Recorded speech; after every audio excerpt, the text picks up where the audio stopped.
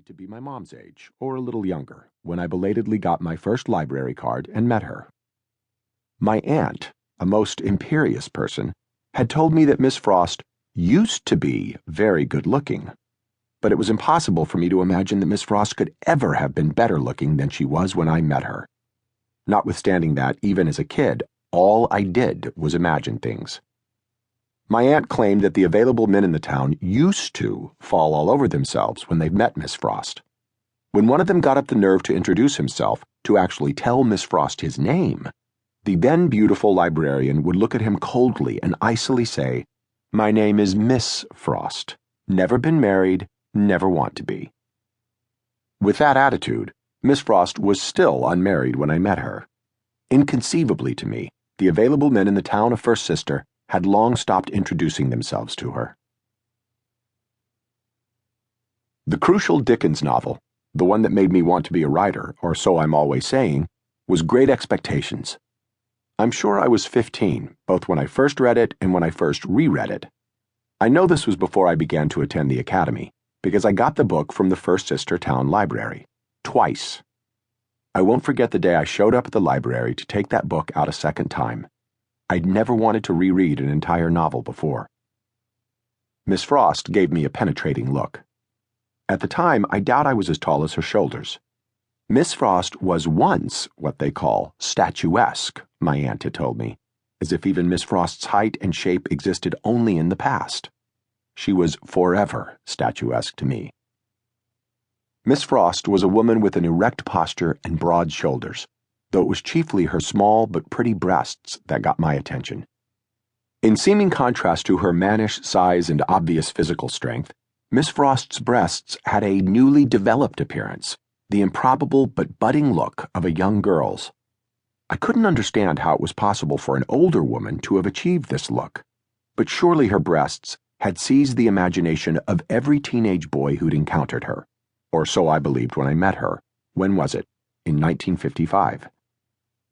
Furthermore, you must understand that Miss Frost never dressed suggestively, at least not in the imposed silence of the forlorn First Sister Public Library. Day or night, no matter the hour, there was scarcely anyone there.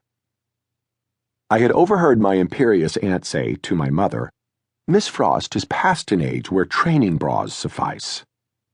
At 13, I'd taken this to mean that, in my judgmental aunt's opinion, Miss Frost's bras were all wrong for her breasts, or vice versa. I thought not. And the entire time I was internally agonizing over my and my aunt's different fixations with Miss Frost's breasts, the daunting librarian went on giving me the aforementioned penetrating look. I'd met her at 13. At this intimidating moment, I was 15, but given the invasiveness of Miss Frost's long, lingering stare, it felt like a 2-year penetrating look to me. "Finally," she said, in regard to my wanting to read Great Expectations again, "You've already read this one, William." "Yes, I loved it," I told her, this in lieu of blurting out, as I almost did, that I loved her. She was austerely formal, the first person to unfailingly address me as William. I was always called Bill or Billy by my family and friends.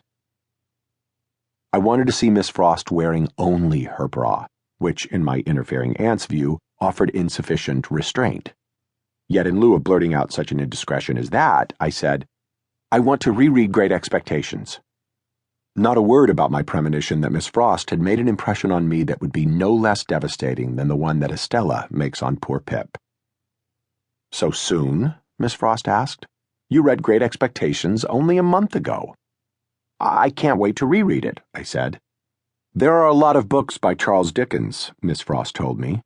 "You should try a different one, William."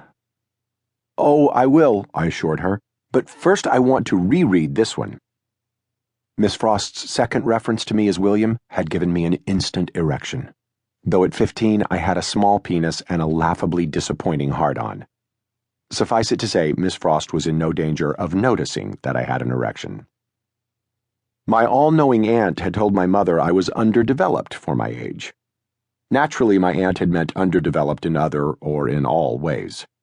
To my knowledge, she'd not seen my penis since I'd been an infant, if then. I'm sure I'll have more to say about the penis word.